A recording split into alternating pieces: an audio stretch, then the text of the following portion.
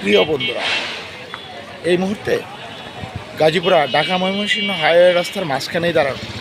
দেখতেই পাচ্ছেন পুরো রাস্তায় ফাঁকা, কোনো গাড়ি টাড়ি নাই, কিছুই নাই, পুরো রাস্তা ফাঁকা, কিচ্ছুই চলতেছে না।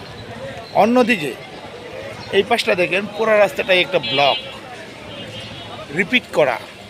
তার কারণ কি জানেন? এখানে চলতেছে একটা শ্রমিক আন্দোলন।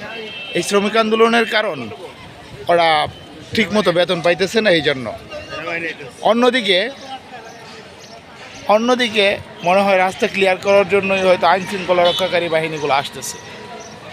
আপনারা হয়তো খেয়াল করে থাকবেন, এটা অনেক দূরে থেকে দেখা যাবে যে আইন শৃঙ্খলা রক্ষাকারী বাহিনী আসতেছে দলে দলে। আশা করা যাচ্ছে যে খুব শীঘ্রই রাস্তাটা ক্লিয়ার হয়ে যাবে। আর এই রমজানের মধ্যে এইভাবে রাস্তা বন্ধ না করে রাস্তার সঠিক সমাধানে আসা উচিত।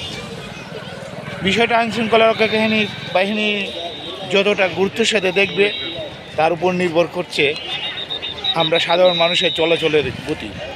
ধন্যবাদ, ফলো দিয়ে পাশে থাকবেন।